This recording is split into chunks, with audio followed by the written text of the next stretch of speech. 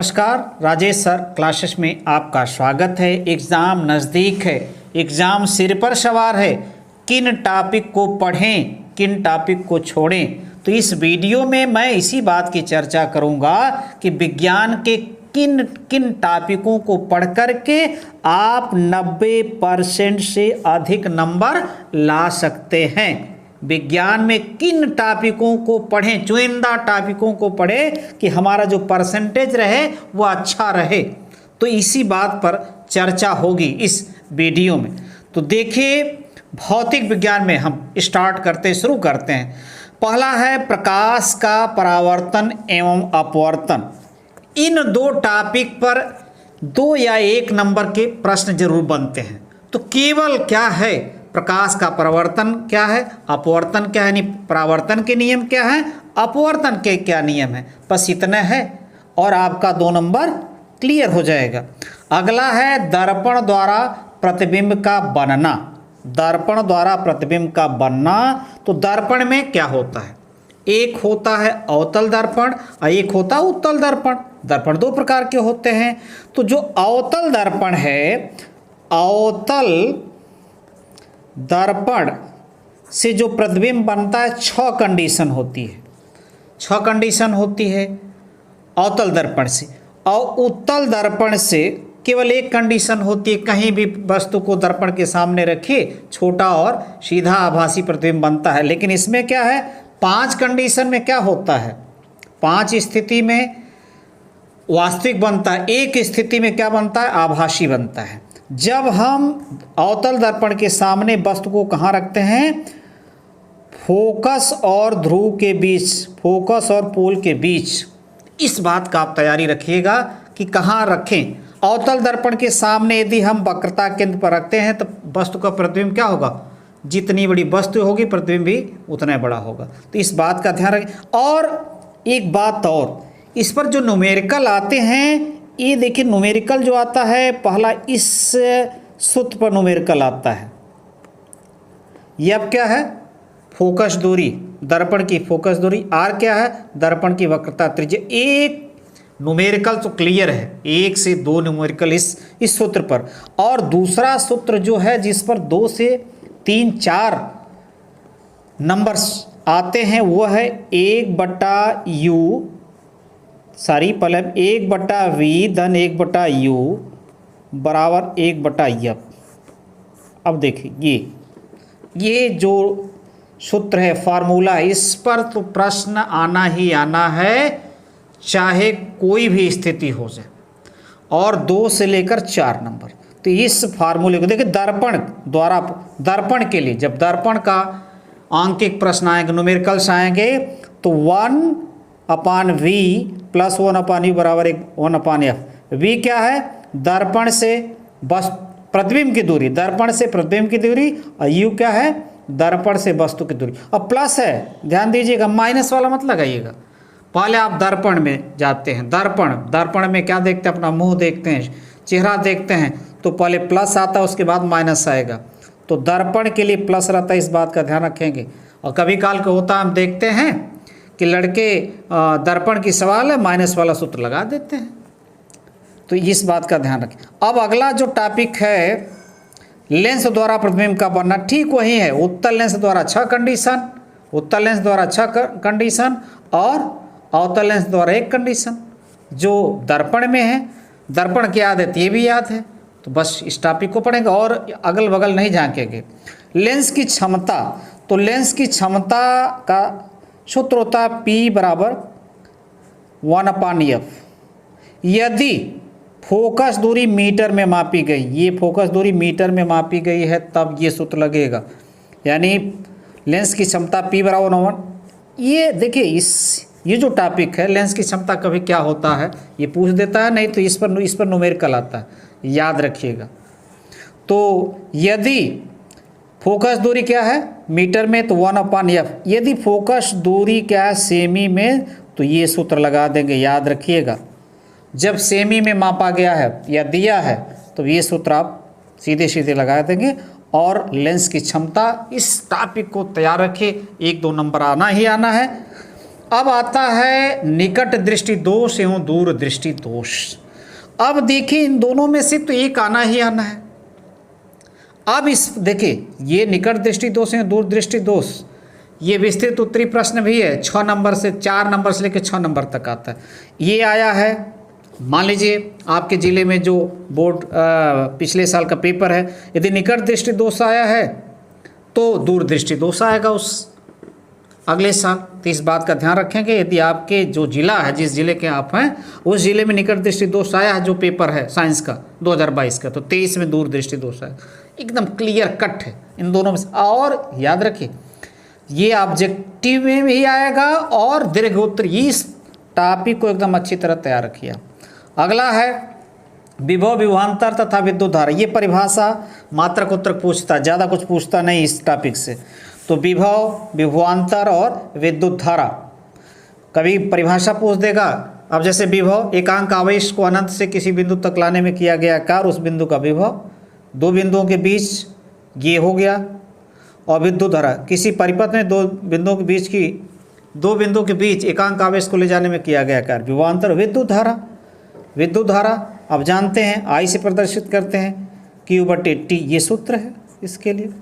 और विभव के लिए सूत्र हो जाएगा V बराबर W/Q, एकांक आवेश को अनंत से किसी बिंदु तक लाने में किया गया। जूल प्रति कूलाम, मात्रा क्या होगा विभव को, जूल प्रति कूलाम, और इसी को हम क्या कहते हैं, वोल्ट कहते हैं। और इधर क्या है, I, एम्पियर, कूलाम प्रति सेकेंड, एम्पियर। तो इस परिभाषा मात्रक यहीं से पूछा जाता है इसमें। और सूत्र ये है, इन दोनों सूत्र पर कभी कभी सवाल भी, न्यूमेरिकल्स भी आते हैं, तो इस बात का आप ध्यान रखेंगे। अगला है ओम का नियम। आप लोग एकदम ओम का नियम तैयार रखिए। ओम के नियम पर प्रश्न आना ही आना है, ओम के नियम पर आना ही। तो V बराबर IR, ये ओम के नियम से निकला सूत्र है, V बराबर IR। विद्युत प्रतिरोधकता, विद्युत यानी इसको विशिष्ट प्रतिरोध भी कहते हैं। तो इस टॉपिक को तैयार रखिए, इस पर न्यूमेरिकल आते हैं। इस पर क्या आते हैं, न्यूमेरिकल्स आते हैं। विद्युत प्रतिरोधकता को रो से प्रदर्शित करते हैं। रो बराबर होता है RA/L। ये देखिए विद्युत प्रतिरोधकता का सूत्र, रो बराबर R/A/L। L क्या है, चालक की लंबाई, A क्या है, चालक के अनुप्रस्थ काट का क्षेत्रफल, R क्या है, चालक का प्रतिरोध। और विद्युत प्रतिरोधकता यानी विशिष्ट प्रतिरोध का मात्रक ओम मीटर होता है। क्या होता है, ओम मीटर। तो इस टॉपिक को तैयार रखिए, आ रहा है। अगला है प्रतिरोधों का संयोजन।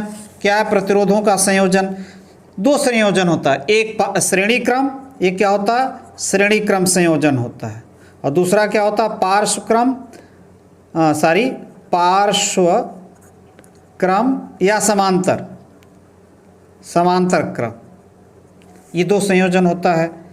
देखिए श्रेणी क्रम संयोजन इस प्रकार का होता है। तो आप जानते हैं इस टॉपिक को, जैसे मान लीजिए ये R1 है, ये R2 है, ये R3 है, तो R बराबर हो जाएगा R1 plus R2 plus R3।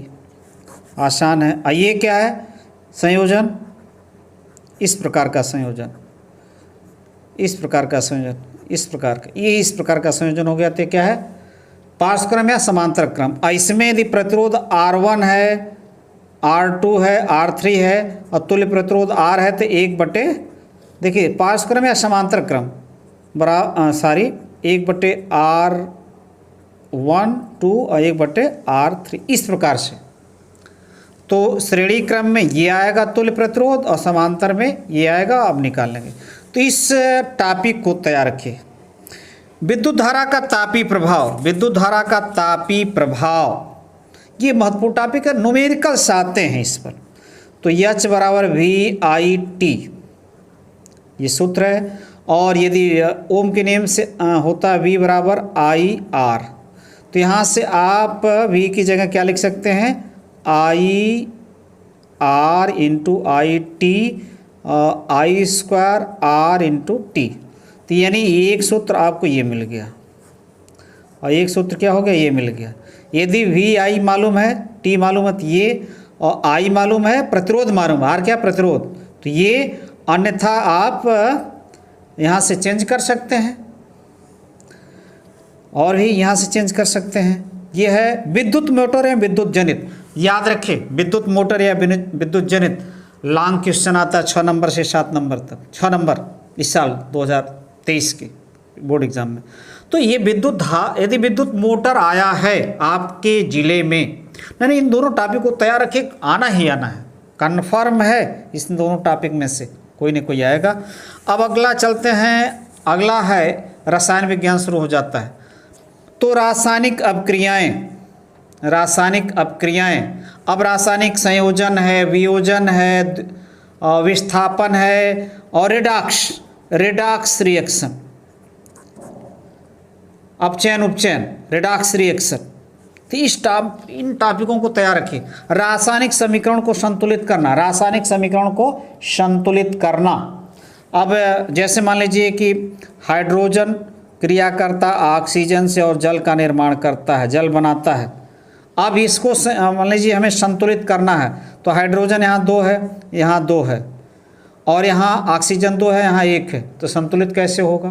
तो पहले हम क्या करें, हाइड्रोजन 2 संतुलित है। अब ऑक्सीजन को संतुलित करने 2 का यहाँ गुणा कर देंगे, तो देखिए ऑक्सीजन यहाँ 2, यहाँ ये 2 है तो 2 हो गया, लेकिन हाइड्रोजन 4 हो गया, तो इसका अर्थ है यहाँ भी 2 का, ये संतुलित हो गया। हाइड्रोजन 4, 2 दूनी 4, ऑक्सीजन 2, तो इस प्रकार से आएंगे। तो ये आप तैयार रखिएगा। अम्ल क्षार लवण उदाहरण उपयोग, तो अम्ल क्षार लवण बहुत महत्वपूर्ण है और उदाहरण एवं उपयोग एकदम तैयार रखिएगा। महत्वपूर्ण यौगिकों का पीएच मान, तो याद रखिएगा।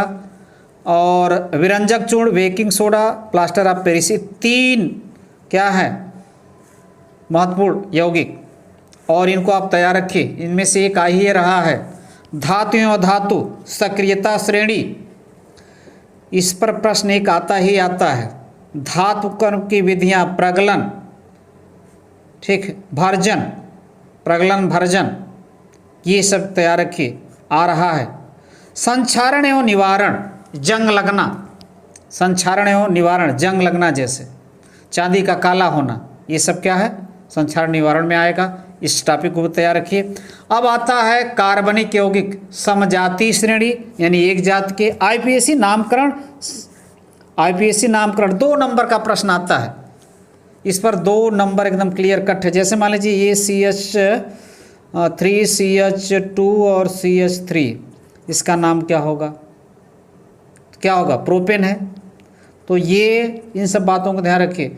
या मान लीजिए ये है CH3 CHOH CH3, ये रहेगा 2 रहेगा, ये क्या है प्रोपेनॉल एल्कोहल है। तो इस प्रकार से आते हैं, ये दे देगा और आपसे पूछेगा, या ऐसे भी रहेगा CH3 CH2OH CH3 प्रोपेनॉल, चाहे ऐसे लिख दे।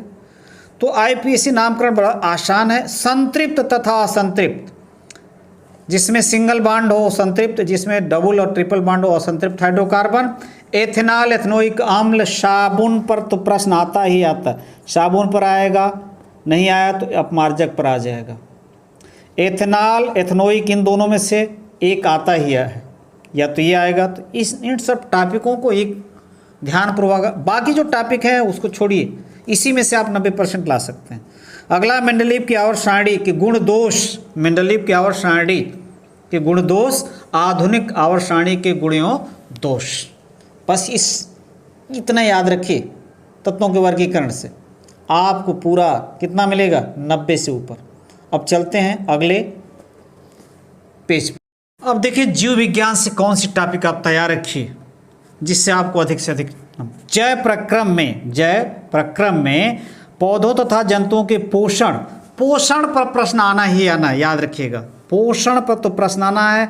आइए ध्यान रखिए, इस पर लघुत्तरी दीर्घोत्तरी दोनों प्रश्न आते हैं, तो पोषण एकदम तैयार रखिए, आना ही आना है। श्वसन, परिवहन एवं उत्सर्जन, इसको भी तैयार रखिए, छोटे छोटे प्रश्न इस पर आते हैं।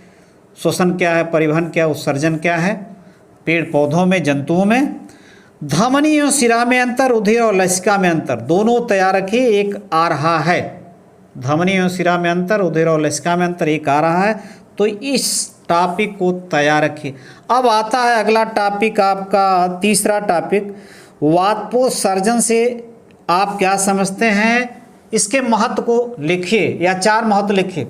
ये टॉपिक 2023 का important, very very important topic है, वेरी वेरी इंपॉर्टेंट टॉपिक है। और इस पर प्रश्न आ रहे हैं, 2 नंबर 4 नंबर, दीर्घोत्तरी भी आ रहे हैं। वातपोत्सर्जन से आप क्या समझते हैं, महत्व, ठीक। अब अगला है जीव जनन कैसे करते हैं, परागण क्या होता है, परपरागण, स्वपरागण, स्वपरागण, परपरागण। तो इस टॉपिक को याद रखिए। पौधे एवं जंतुओं में अलैंगिक एवं लैंगिक जनन, इस पर प्रश्न कन्फर्म है। इस टॉपिक पौधे एवं जंतुओं के लैंगिक एवं अलैंगिक, और दीर्घोत्तरी भी, अति लघुत्तरी भी, और वैकल्पिक में भी आ जाएगा। तो इस टॉपिक को तैयार रखिए। अब है गर्भ निरोधन की विधियां, दीर्घोत्तरी प्रश्न में आएगा, और दीर्घोत्तरी और लघुत्तरी में भी आएगा। किस टॉपिक को तैयार रखिए, 2023 इंतजार कर रहा है इस टॉपिक का। अगला है आनुवंशिकता एवं जैव विकास, जो पार्ट आपका लेसन है उसमें से जीवाश्म क्या है, 2 नंबर 4 नंबर दोनों में आ रहा है इस वर्ष, यानी 2023 में। जीवाश्म क्या है, कन्फर्म है। अगला है मेंडल के आनुवंशिकता के नियमों का वर्णन कीजिए। तो मेंडल के आनुवंशिकता दीर्घोत्तरी में आ सकता है, लघुत्तरी में। इसके 3 नियम है। पहला है प्रभाविता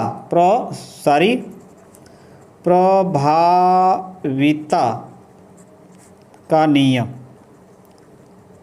तीनों एक साथ पूछ सकता है, तीनों अलग अलग पूछ सकता है। पृथक्करण का नियम, पृथक्करण का नियम।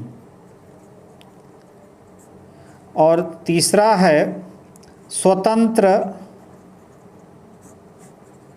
अपव्यूहन का नियम। तो मेंडल के आनुवंशिकता के नियमों का वर्णन कीजिए। आएगा तो तीनों करना होगा, अलग अलग भी आ सकता है। एक में आ गया तो समझिए दीर्घोत्तरी प्रश्न बन गया, अन्यथा अलग अलग आएगा तो 2-2 नंबर में आएगा। तो इन तीनों नियमों को, इसको कहते हैं लॉ ऑफ डोमिनेंस, और इसको कहते हैं लॉ ऑफ सेग्रीगेशन, इसको कहते हैं लॉ ऑफ इंडिपेंडेंट असॉर्टमेंट। तो इन नियमों को आप तैयार रखिए। आ रहा है 2023, इंतजार कर रहा है इन प्रश्नों का। अब चलते हैं मानव में लिंग निर्धारण कैसे होता है, 2 नंबर, और ऑब्जेक्टिव में भी आ सकता है। और अंतिम है जैव विकास का उदाहरण के साथ व्याख्या, जैव विकास का उदाहरण के साथ व्याख्या कीजिए, दीर्घोत्तरी में या 2 नंबर में, या टिप्पणी लिखने के लिए आ सकता है, जैव विकास पर टिप्पणी लिखिए। तो इन सब टॉपिकों को आप तैयार रखिए, 2023 आपका इंतजार कर रहा है। नमस्कार।